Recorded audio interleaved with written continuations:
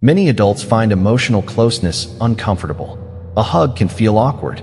A compliment can feel strange. Hearing, "I love you," can bring tension instead of warmth. Psychology calls this pattern avoidant attachment. It is not a lack of love. It is a learned response, a way the brain protects itself from emotional pain. Attachment theory, first described by John Bowlby and expanded by Mary Ainsworth, explains that our earliest bonds shape how we connect throughout life. When a child grows up in a home where affection is rare, where comfort is offered through care but not through touch or words, the child adapts. They stop seeking comfort and learn to depend on themselves. They decide, often unconsciously, that closeness is risky and independence is safe. That strategy works in childhood. It protects the child from disappointment. But later, it becomes a wall between them and the people who love them. Inside the adult brain, this pattern shows up in measurable ways. The emotional control centers, such as the amygdala, stay alert and defensive. Meanwhile, the systems that respond to affection and bonding are less active. Oxytocin, the hormone that supports emotional connection, functions less effectively. Even when love is present, the body may not fully register it. People with avoidant attachment often appear calm and self-sufficient. They prefer to handle problems alone. They give help easily but struggle to accept it. They smile through kindness, yet quietly withdraw when emotions deepen. Their independence is genuine, but beneath it lies a quiet desire to be close without fear, to feel love without discomfort. The good news is that avoidant attachment is not permanent. It is learned, and anything learned can be changed. Understanding this pattern is the first step. With awareness and time, emotional closeness can become safe again. In the next part, we will explore the deeper science behind this attachment style, how early experiences shape the adult nervous system, and how healing begins. The science behind avoidant attachment. Avoidant attachment is not just emotional behavior. It is a biological pattern deeply rooted in how the brain and body respond to connection. Modern neuroscience and developmental psychology have revealed that early emotional experiences shaped the nervous system's wiring for decades. In infancy, the brain learns through repetition. When a caregiver responds warmly to a child's signals, smiling, touching, soothing, the child's brain releases oxytocin and endorphins. These chemicals teach the body that closeness equals safety. Over time, this builds a secure attachment system. But when affection is inconsistent, distant, or emotionally flat, the child's brain receives different feedback. Signals for comfort go unanswered. Stress hormones like cortisol rise and remain active. The developing brain adapts to this pattern by reducing its sensitivity to emotional cues. It learns to calm itself without others. This is the origin of avoidant attachment. Research using brain imaging supports this. Functional MRI studies show that people with avoidant attachment display stronger activity in areas linked to emotional control, particularly the dorsolateral prefrontal cortex, while areas related to empathy and connection, such as the anterior insula and the ventromedial prefrontal cortex, show lower activity during intimate interactions. This means the brain is actively suppressing emotional responses that feel unsafe. Hormonal patterns also play a role. Oxytocin, the bonding hormone, facilitates feelings of trust and closeness. In avoidant individuals, oxytocin levels tend to spike less during affectionate experiences. At the same time, stress hormones remain slightly elevated. The body stays alert even in moments meant to be calm. Emotionally, this creates a paradox. Avoidant adults desire love but instinctively guard against it. They may enjoy companionship and even romance, but when emotional intimacy deepens, an automatic alarm activates. Their nervous system interprets closeness as pressure, and distance becomes the form of relief. Psychologist Dr. Mary Main, who advanced attachment theory in adults, described this as deactivation. The brain shuts down attachment, needs to preserve control. This strategy often works in the short term, reducing vulnerability, but over time it prevents true connection and emotional satisfaction. Avoidant attachment can also affect communication. Instead of expressing needs directly, people may minimize them or use logic to avoid emotion. They focus on tasks, achievements, or facts when feelings arise. This intellectual control is another defense. masking discomfort with vulnerability. Yet neuroscience also shows the brain's capacity for change. Neuroplasticity allows new pathways to form through repeated safe experiences of closeness. Each moment of genuine connection, being listened to, receiving affection, sharing emotion without rejection, gently rewires the nervous system towards security. Therapeutic methods such as emotionally focused therapy, EFT, and attachment-based psychotherapy leverage this process. They help individuals notice when the protective reflex appears and learn to stay present through it. Over time, what once felt threatening begins to feel safe. Avoidant attachment is not a flaw. It is a survival adaptation, an intelligent response to emotional scarcity. The same self-control that once protected can, with awareness, become a strength in forming stable and honest relationships. In the next part, we will explore how avoidant attachment appears in daily life and relationships, and what practical steps can help move from avoidance to secure connection. How avoidant attachment appears in adult life. Avoidant attachment doesn't always look like withdrawal or coldness. It often hides beneath competence, independence, or charm. People with this pattern are usually reliable, capable, and calm under pressure. But when emotions rise, especially intimacy, affection, or vulnerability, their defenses appear almost automatically. In romantic relationships, this may show up as needing space after an argument or discomfort when a partner expresses deep emotion. They might care deeply but prefer to show love through actions rather than words. Phrases like, "I'm fine, don't worry about it," or "it's not a big deal" become emotional shields. To the partner, this can feel like rejection. To the avoidant individual, it simply feels safe. Friendships often follow a similar pattern. They can be loyal and generous, but keep conversations light. If a friend shares something deeply personal, they might offer advice instead of empathy. They are more comfortable helping than being helped. This creates relationships that are functional but rarely intimate. At work, avoidant attachment can appear as overachievement or perfectionism. The workplace becomes a safe zone, structured, logical, and emotionally contained. Recognition from colleagues replaces emotional validation. But the same drive that brings success can also isolate them. Their fear of dependence may prevent collaboration or openness. In family life, the pattern can pass quietly between generations.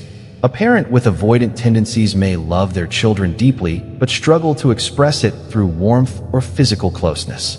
Their child, sensing distance, learns the same lesson the parent once did, that emotions should be managed privately. Without awareness, the cycle continues. Psychologist Dr. Sue Johnson, known for emotionally focused therapy, explains that the avoidant person's core fear is not rejection, it's emotional engulfment. They fear losing autonomy, being overwhelmed by another's needs, or being seen as weak. This is why they pull back when someone moves closer.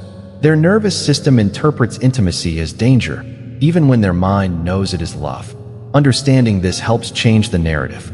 Avoidant attachment is not coldness or lack of empathy.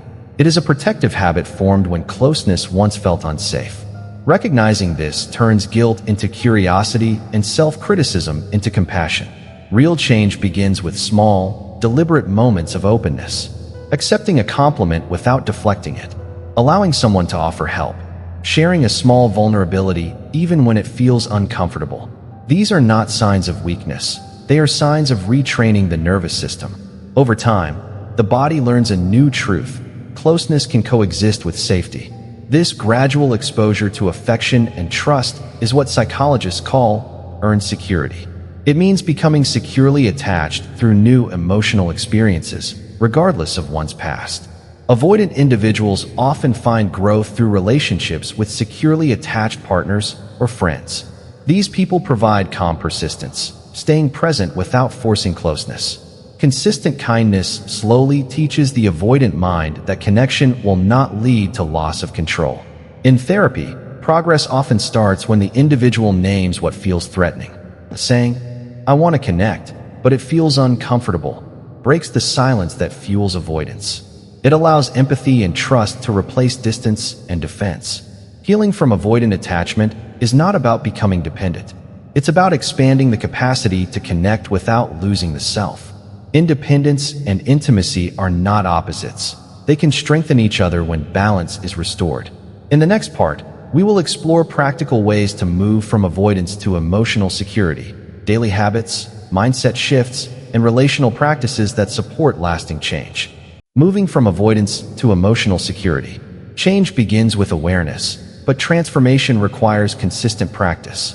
Avoidant attachment softens not through analysis alone, but through repeated safe experiences of connection. The goal is not to become dependent. It is to expand emotional capacity. 1. Build awareness of emotional reflexes.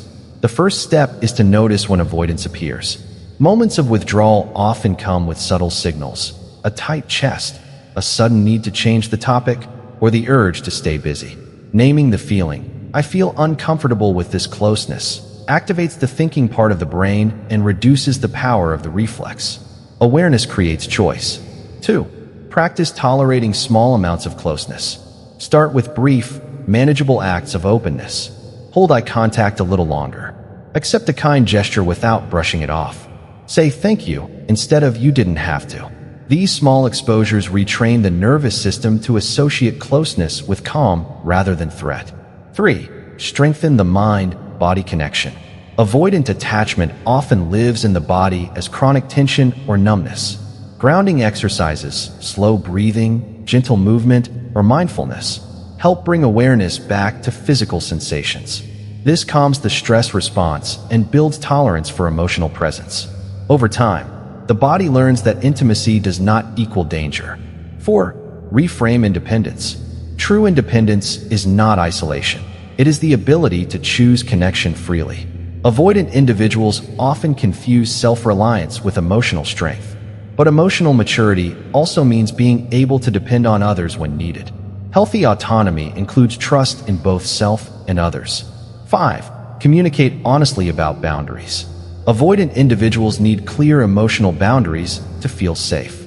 Explaining what feels comfortable, "I need time to process before we talk," builds trust without creating distance. Direct communication prevents misunderstandings and keeps relationships balanced. 6. Engage in relationships that feel safe. Healing requires consistent, non-judgmental connections. Seek people who respect space but remain emotionally available. This can include friends, partners, or therapists. A stable environment allows the nervous system to unlearn fear responses. 7. Work with a therapist trained in attachment theory. Therapeutic approaches such as emotionally focused therapy, Sue Johnson, attachment-based psychotherapy, and internal family systems, Richard Schwartz, help uncover early emotional patterns and teach new responses. Therapy provides a controlled space to experience closeness safely, where emotional risk is met with empathy, not rejection. 8. Revisit the past with compassion, not blame. Avoidant attachment often begins in homes where love was present but expression was limited. Parents may have been emotionally reserved, stressed, or raised in similar environments. Understanding this without judgment breaks the cycle of shame. Self-compassion replaces the harsh inner voice that says, "Don't need anyone." 9. Develop emotional vocabulary. Many avoidant adults struggle to name feelings. Practicing emotional language, happy, anxious, lonely, proud, turns vague discomfort into clarity. When emotions have names, they lose their threat. 10. Celebrate small progress. Attachment healing is gradual. Every moment of genuine openness counts. A heartfelt conversation, a hug accepted, a tear shared. These experiences accumulate, slowly reshaping neural pathways toward security. Closing thoughts. Avoidant attachment was once a defense. It protected a young mind from rejection or neglect. But adulthood offers new possibilities. Relationships where closeness does not mean loss of control, where love does not threaten freedom. Emotional security is not the absence of independence. It is the confidence to connect, knowing you can return to yourself afterward. Healing begins the moment you allow affection to stay a little longer before pulling away. Understanding, patience, and repeated safe experiences build the foundation of secure attachment. And with time, love can feel as natural as breathing, steady, calm, and no longer something to escape. Conclusion: from protection to connection. Avoidant attachment begins as protection. It forms when closeness once felt uncertain, when emotional needs met silence instead of safety. The child adapts by turning inward, mastering self-control, and learning to survive without relying on others. That adaptation works. It creates capable, independent adults. But it also limits the depth of connection those adults can experience. True healing does not erase independence, it refines it.